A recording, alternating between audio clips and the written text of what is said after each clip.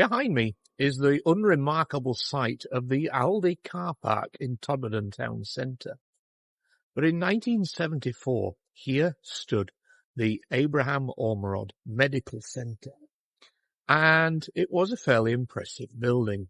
And in 1974, it was a very, very busy doctor's surgery.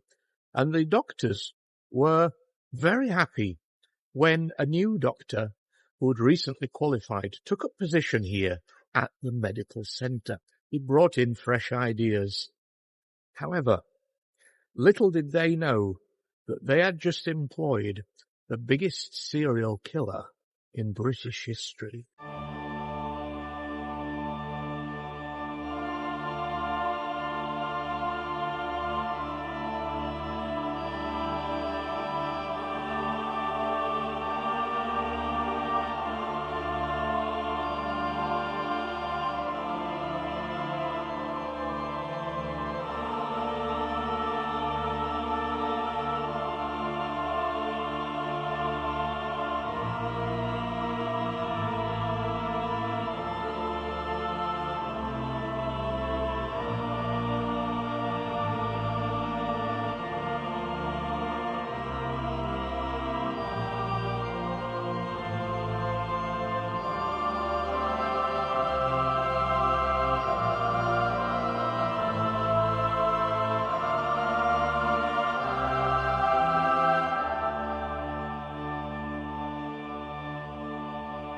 Hey everybody, Matt back with you.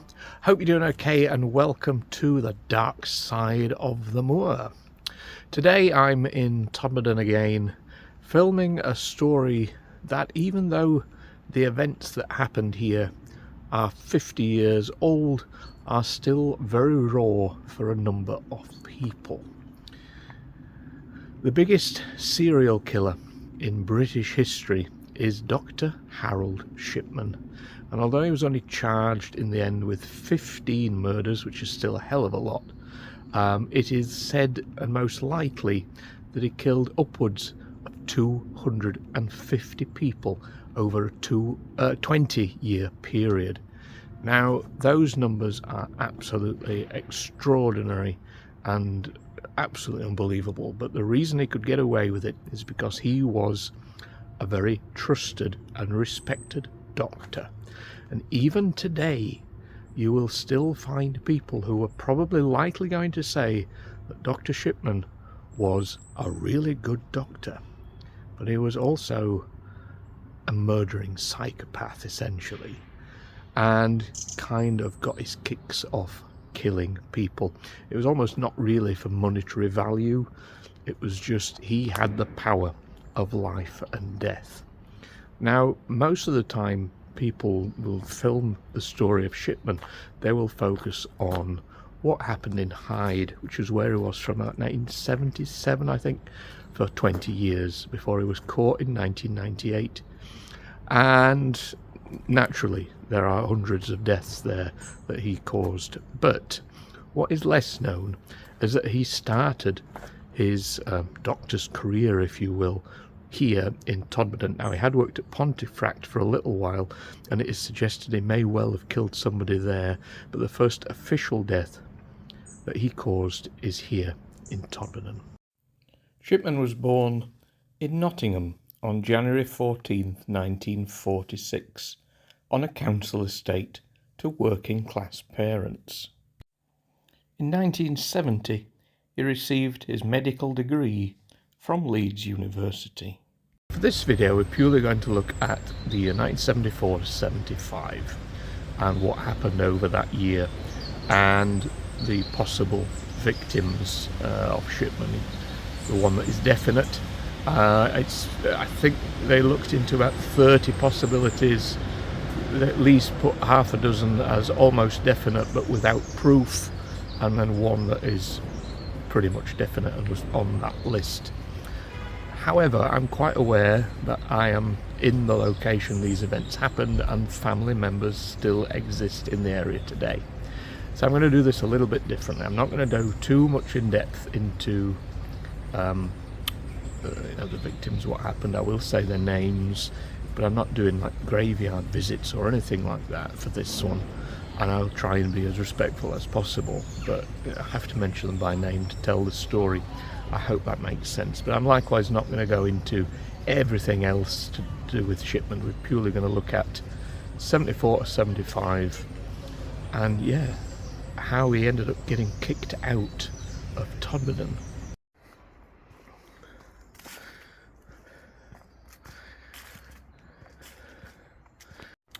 So Shipman moved to Todmorden in 1974 with Primrose and 2 children, and they lived just on here. Now, I'm not going to point out exactly which house it is. Whoever lives there now probably really doesn't want that kind of publicity, but I will show you kind of the area that it was in. You can, find that information if you really, really want to, but yeah, it's possible the people in there don't even know, but I imagine they do. But yeah, so this is where Shipman moved to and then took up position at Abraham Ormerod. Let's have a look.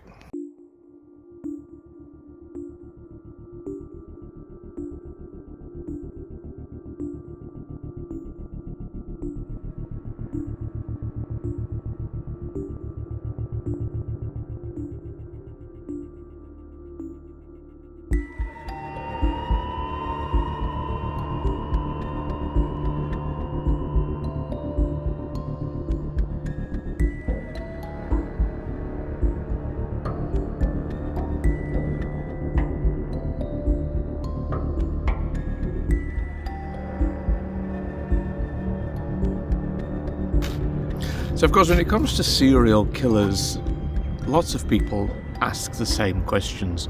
Once they are caught and their name is in public, and people then look at them and go, how did I not figure this out? And also, how has this started and why has this started? And with Shipman, as mentioned, his sort of killing spree, if you will, lasted a very, very long time, and he kind of just decided whether it was your time to die or not. This was this god complex, this power that he had. And I think with Shipman, you can look at one specific period in his early life that might have contributed to it, because his mother was seriously ill with cancer when he was a teenager, and the doctor would come and he would actually administer morphine to his mother to help ease the pain, and I believe they probably put an injection into the back of her hand. And this ended up being his kind of MO, if you will. This is how he dispatched his patients. He would give them an injection, and yeah, essentially then they would die about 20 minutes later, because it was always this overdose. And then it wouldn't be traced for 2 reasons. One, he'd probably say, I think it's probably better if so-and-so is cremated. And also because then he would go back and change like the medical history and write out the death certificates himself. When you were your own personal doctor, private doctor, who's going to question it? But yeah, I do think him seeing his mother in this condition and going through it, and essentially, eventually dying from it, but the doctor had been helping. He was only a teenager. He was probably very, very angry about what had happened. It shouldn't have happened to him at that point. But we could question the motives forever, because Shipman himself never gave anything away. He never admitted anything, and obviously went to his own grave without ever saying why.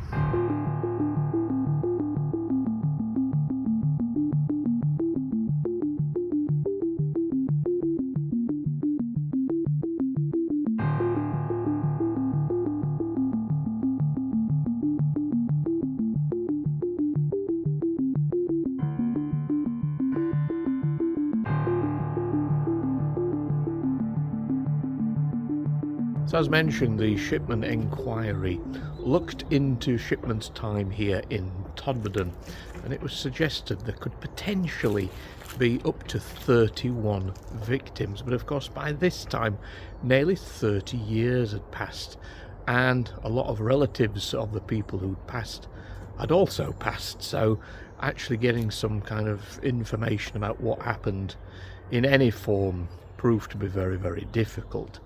And of the 31, only one was kind of conclusively put as a victim of Shipman. She was called Eva Lions. We'll tell her story in just a moment. But yeah, the others kind of had to be dismissed, but it was suggested 6 others were almost definitely victims of Shipman in his kind of killing mode, if you will, purely because of the way he did things. And it was the same way of how he was with the official victim, Eva Lions. So what became the target of Shipman over the years was mostly, though not exclusively, elderly people. Certainly if they lived alone, even better, but it didn't matter to him if there was somebody else present. You know, he was the trusted doctor. And so one of the places he would often visit in Todmorden on his rounds, if you will, was a location just up here, which still exists kind of, but not in a good way, and it's Skatecliff Hall. And back in the 70s it was actually like a nursing home, a care home. Yeah, can't get too near to it anymore, but I'll show you what's here today.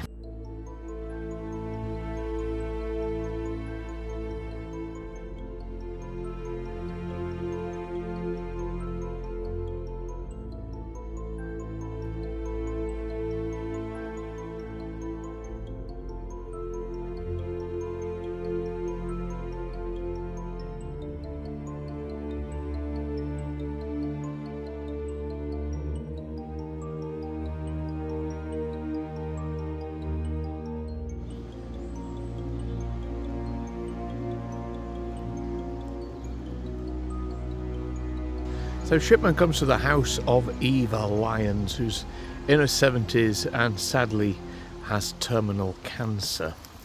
And I'm presuming he's probably been a regular visitor at this stage. And on this particular day, he gives her an intravenous injection into the back of her hand, possibly similar to like his mother may have received, you know, to ease that pain. However, about 20 minutes after giving the injection, Eva passes away. And during this time, Shipman has actually stayed in the house. Now, that is immediately a bit of an odd thing for a doctor to do. Normally they will turn up, they will give an injection or give medication or something like that, and then they go. They're busy, they've got other things to do. However, he didn't do that with Eva. He sat with her husband and kind of then found out 20 minutes later that she'd passed. And yeah, it's a strange one, because this seemed to be something that over the next 20 years he would do with his victims. When he'd chosen to take their life, he would stay almost to make sure they'd go, to watch them go. And it said that Eva's husband even said something like, I think Dr. Shipman has helped her on her way. So even then it was kind of very suspicious. But it's a tricky one, isn't it? Because there's a lot of people will actually say that his victims were kind of already on their way. I'm not saying it's right, it's not right, it's still a murderer. But lots of people will have viewed it as, you know, was he helping them? And that's where it comes from, you know, that they were in suffering, they were in pain. I suppose it's the euthanasia question, isn't it? Obviously he didn't have the right to choose that. He chose to make those decisions. Nobody'd asked him to. And it wasn't for everybody, it was just basically he chose it. But you can see, you know, I'm not saying it's 100% not right, he's a murderer. But you can see why some families may have thought, you know, he's helped her go. That didn't happen with Eva Lions, as relatives don't look at it that way. I believe her granddaughter has made quite a lot of commentaries on Grandma's passing, and so I'll leave it at that. And yeah, obviously rest in peace to Eva, and I hope the family have found peace in the years afterwards, though sadly, yeah, that has to be that first victim somewhere. It was Eva in this case.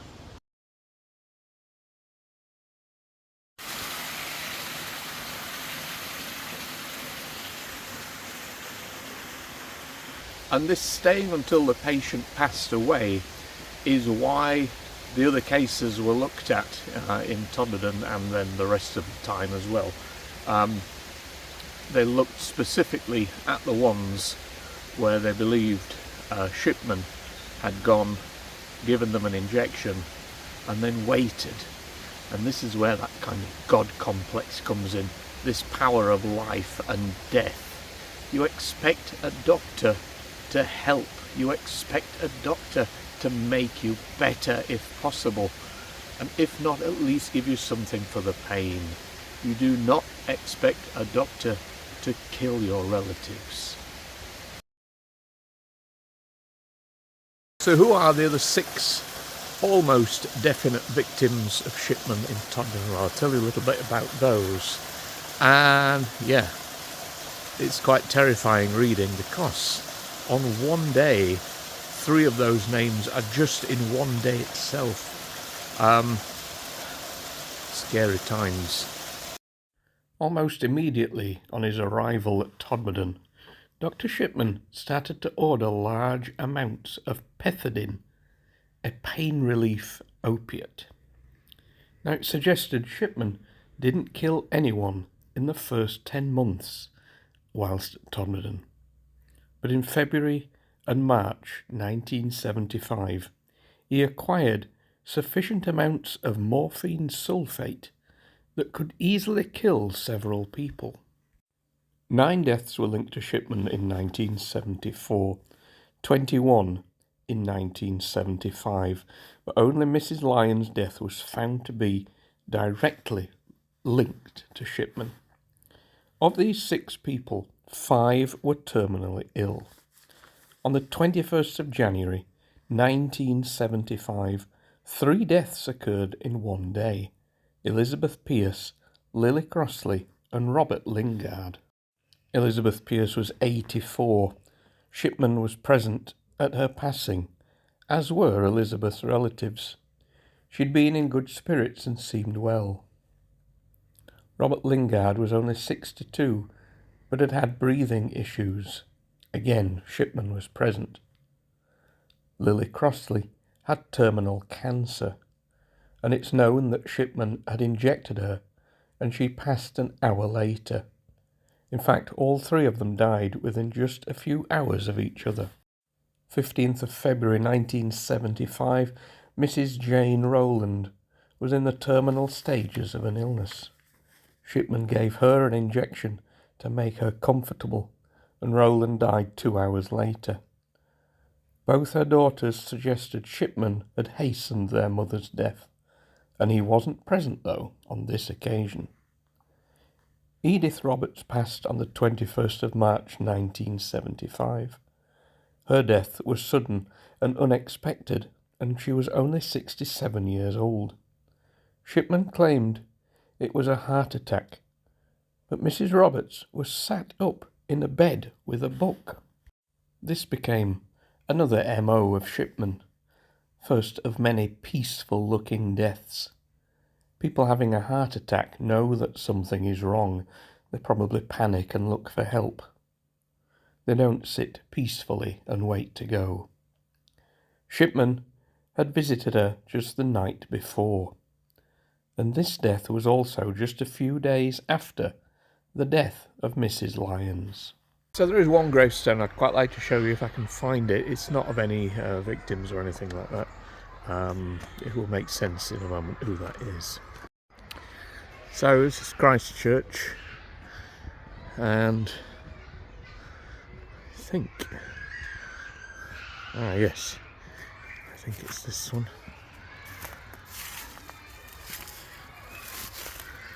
Apologies for having to stand here There we go, with a memory of Abraham Ormerod. I think that is who the doctors is named after, obviously.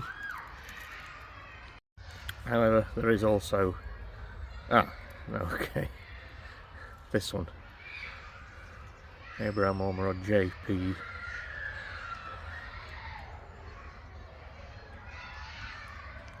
So I'm in Christchurch graveyard. I'm not quite sure which one is which, but we have Abraham Ormerod buried here and Abraham Ormerod buried there.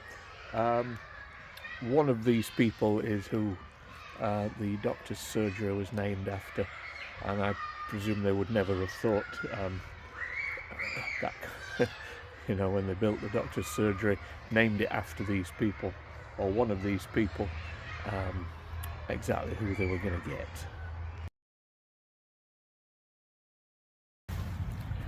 So a call came through to the doctor's surgery early one morning from Shipman's wife, Primrose, to say that Harold had fallen at home, bashed his head, and was essentially being sent to the hospital, wouldn't be in work that day. Now, the head of the staff at the doctor's surgery was quite aware that Shipman had been working very, very hard over the year that he'd been there, possibly too hard, and it could possibly have been he'd collapsed from exhaustion over work. So it was decided to just have a quick look through what he'd been up to over that last year. Now, what wasn't picked up on was the kind of a number of deaths that were suddenly attributed to him, but what was picked up on was, very strangely, a huge influx of medication, prescription medication, had come into the surgery over that last year, of pethidine, which is an opiate. And essentially, you know, the immediate thought is, well, this is what he's using to kill people, of course. That's what we think today, and it probably was. But bizarrely, Shipman actually said that he would never give to his patients something that he hadn't tried himself, and he tried pethidine and actually become addicted to it, and he was now a drug addict. And this is what brought about his end at Todmorden Abraham Ormerod Centre, because he was suddenly addicted to drugs, and they kicked him out. They got rid of him straight away, and he had to go and I think go into rehab. But as we know, eventually he was allowed to rejoin as a medical practitioner and took up position at Hyde in 1977, and this time in a private centre, so he could run things privately. And of course, doing things privately means that he could get away with whatever he wanted to. After his initial arrest in 1998 for forging a will, in 2000 he was convicted of 15 murders and sentenced to life in prison. It's estimated he killed 250 people, usually through morphine injections. However, the number could also be much, much higher. Okay folks, there we go. That is the story of Dr. Death's time in Todmorden from 1974 to 1975. And yeah, he came in, did what he did, and left. Just like that. He was never seen in Todmorden again, I believe. But yeah, normally when we try and do stories like this, we've covered a lot of serial killers on the channel. As I say, I'll take you to... what's going on there? I'll take you to locations and possibly graves. I've tried not to do that for this one, just one or two locations that are left, or what's there today. There's actually very little left today. And it's a hard one. It's a hard one for a lot of people. We don't know how many people Shipman actually killed. I think it's 216 is what's officially attributed to him. There could be hundreds more. There wasn't the evidence to suggest there were more. And remember, he was charged with just 15 in the end, which is still a horrific number. And yeah, also as mentioned, there will be people today who will still tell you he was the best doctor they ever had. But his actions affected thousands of people. You know, all the family members left, friends, relatives, who still have to live with that today. So I hope I've kind of not gone overboard or pushed things, because Shipman is kind of the biggest serial killer. His story will always be told, and I think we have to hope that there is never actually anybody with such huge numbers discovered in the future. But there we go, I'll leave it at that. So thanks for watching. Please like, share, comment and subscribe if you enjoyed it, and if you didn't, let me know. Remember to look at our T-Mill shop for all your dark side of the moor treats, and we'll see you very soon for the next video. Bye for now.